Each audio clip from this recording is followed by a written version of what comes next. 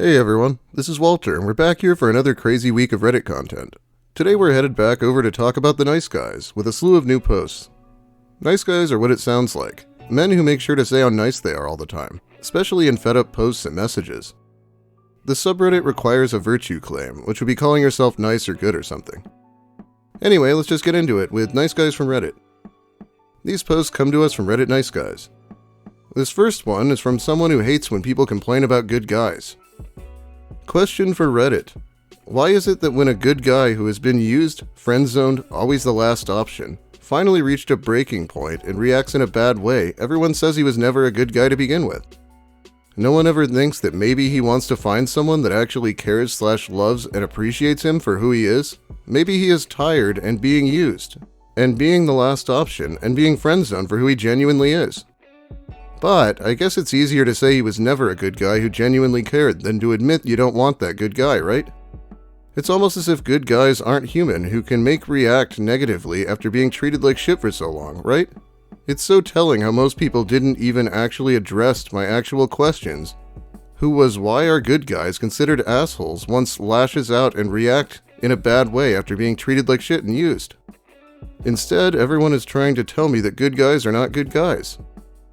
Okay, how does it make it any less creepy just because he's looking for love? Lucas Werner says he wants love, and he's still the biggest creep you've ever seen. This is such a weird question. Oh, I revealed my ulterior motives. Why do people not think I'm nice? It's basically proving you're not nice. I don't know how he can't see that. Hey, beautiful. Hey, beautiful, how you feeling? Leave me alone. You have texted me the same hey, beautiful 3 times now, and I haven't responded to any of them. Can you not take a hint? If I wanted to talk, I would be responding to you. Do not call me beautiful again and stop hitting me up. Wow, you don't have to be a bitch. I was just giving you a fucking compliment. Like, seriously, take the fucking hint. Not every man is trying to get with you, fucking bitch. And no, I'm not mad because you rejected me. I'm mad because you think girls like you deserve better. Well, guess what? Girls like you don't deserve a good man like me, or anyone else, because you're probably a cheater, or a gold digger, or only wanting someone with money and looks. That's not a woman. That's a childish little bitch. Now goodbye. Hey beautiful to someone you don't know isn't just a compliment. It's pretty obvious you're hitting on them. I suppose what makes him a good man is sending compliments to random women? Oh, what effort. He's so chivalrous. Next, we have a story from Reddit Nice Guy Stories, a place where you too can share your stories about nice guys being annoying or whatever. This one is a doozy, and the guy's not even a teenager. I need advice. I, 22 female, met this guy, 26 male, through a mutual friend. We initially got along, playing online games and discussing movies. Now I just want to cut all contact with him because every time we talk it's an emotional roller coaster. I feel shitty for hours. We met twice at parties. He would frequently sit next to me and grab my arm or back while joking, I touched a girl. That shit creeped me the fuck out. I'm a lesbian. When I asked around I was told that the guy liked me. I asked the dude and he confirmed it. I told him my orientation, and he understood. Well, I have heard a lot of awkward ways to approach a woman over the course of my YouTube career, but this has to be pretty high up on the scale. I could see the I touched a girl thing being funny if the right person did it at the right time maybe, but to do it more than once, and at the age of 26? This guy needs some advice clearly, and it just gets so much worse. The gay jokes have multiplied since then. The format goes, okay, don't call me gay, but I'm studying bakery, alright? Actually, it's okay, you can call me gay. It's so stupid, but he makes them so much. It's gotten to the point where I just remain silent because every 2 minutes he cracks another one. He's been called out on it many times. Friends have muted him or kicked him from calls because he unfunnily crosses boundaries with dudes. Now whenever he hears I want to do something, he wants to do so together. If I refuse, he asks if I'm angry with him. He says I'm his little sister, that he's never met a girl like me. He always apologizes before blowing my phone with messages, and then apologizes right after. If I don't reply, he just apologizes for blowing my phone. I've gotten tired of this, so I rarely answer his texts unless it's a good night. The guy lives with his mom. Since he found out I was renting, he's been trying to invite himself. I don't know him that well. I don't even like him that much. I'm busy with work and school. He always has a fight with his mom or sister right before he asks if he can come over, so I feel shitty telling him no again and again. I would already advise to not feel shitty. I hate it when people decide to come over to my place just because I have a place, and this guy seems to just annoy everyone. My birthday's in 2 months. I never told I'd invite him. He's already spent money on gifts. He says he wants to bake me a cake and is already making 1,000 plans. If I brush him off, he apologizes and acts hurt. I've made an effort of cutting all possible get-togethers. I can no longer hang out with friends in Discord because he will try to join if he sees me online, then nag me about how uncomfortable he is with other people, how he's just okay with us talking.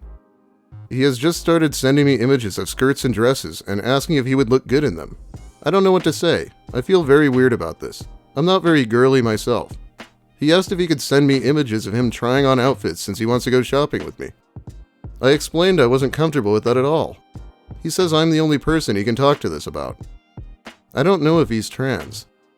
I asked him and he said no. But then every time we're like 30 seconds alone on call, he says stuff like, "You know, for a while back I wished I was a girl." He's even told me a name. I really don't know what to do. I feel shitty because of the clothing stuff, but he'll just try to take so much of my time. I just feel bad. Okay, as a rule, you're not supposed to question if someone's actually trans, but you can't be so woke that you let someone like this take advantage of you, and that must be what this guy's hoping for. I wouldn't believe anything he says, because he'd probably say anything to get what he wants. Look at this situation. She can't even escape online. You'd rather have a bully than whatever this guy is. He is trying everything he can think of to try to be with you. I don't believe he is genuinely transgender.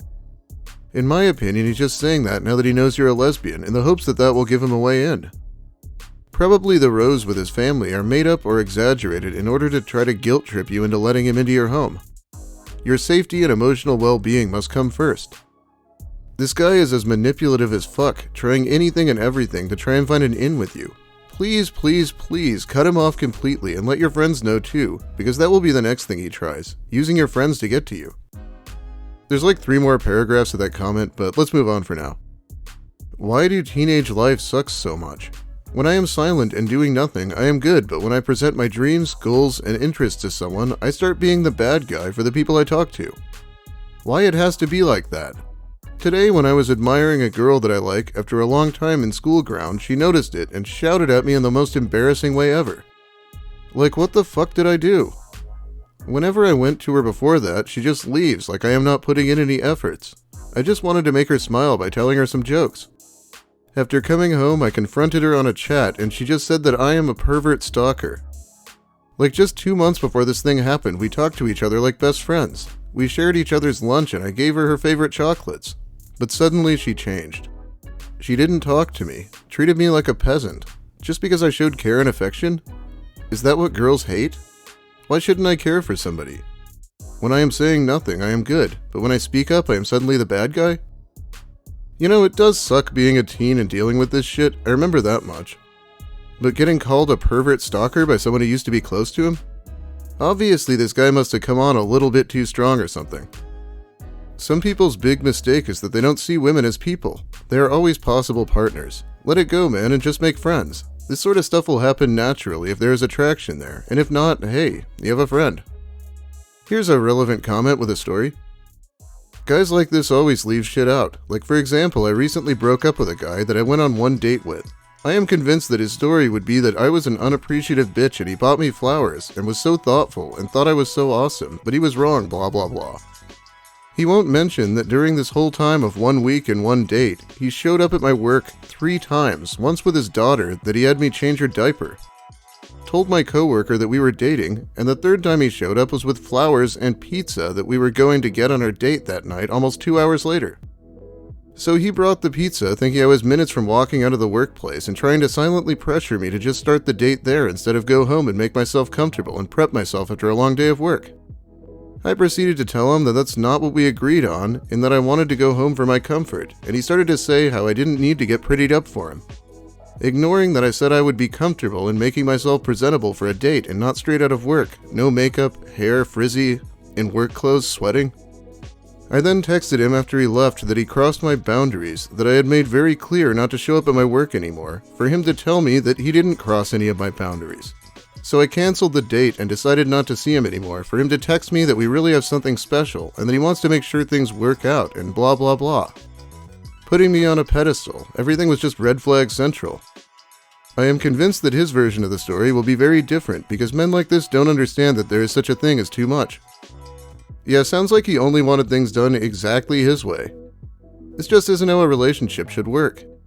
Go on one date and this fucko thinks he can show up at your work multiple times? What a nut job. About me.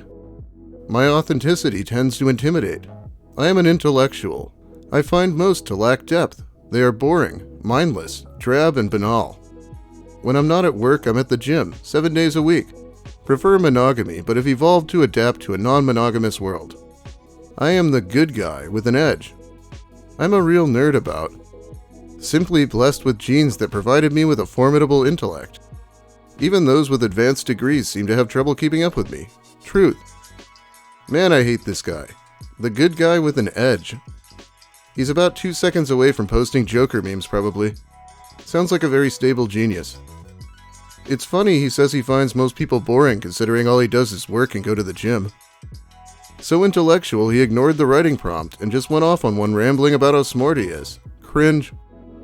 Why is he even looking for a girl? Surely all he needs is a mirror and some lotion. Okay, one more post and then we'll call it a day. Text my friend got from her new coworker. Immediately wanted to puke when I read this. He was fired. So, blank told me in so many words that I'm wasting my time loving you. I told her I appreciate it, but I don't give a fuck. I believe the words unconditional love were in the letter I wrote to you. That means how you feel towards me is irrelevant. I love you, blank, so fucking deal with it. So long as you are in my life, I will continue to want the best for you. If that can't be me, then fine. I'll still be watching over you. I'm still gonna love you. If that bothers you, then quit, cause I ain't gonna just stop loving you. That's not who I am and it's not who I want to be. With all my love, Big Daddy Blank. Sorry, I just had to walk home with this lingering over me and I just had to say something. Oh, so he sent a creepy letter. I'm gonna use up my Lucas references for this video. It's irrelevant how you feel. I will keep being creepy. If you don't like it, just leave the job you were at before I got here. Yeah, I guess it didn't work out that way. Anyway, it's about all the time I have for you today. Thanks for watching, everyone. If you liked the video, please give it a like. If you have something to say about today's posts or about the content in general, make sure you let me hear it in the comments. It's part of the fun of uploading. If you're new here, consider subscribing so you can see whatever I decide to post next. This has actually been pretty active for me, believe it or not. Big thanks also to my amazing patrons who help support me more directly over on Patreon. I quit drinking Four Loko recently because it was killing me, but I'm sure I can still find something to buy.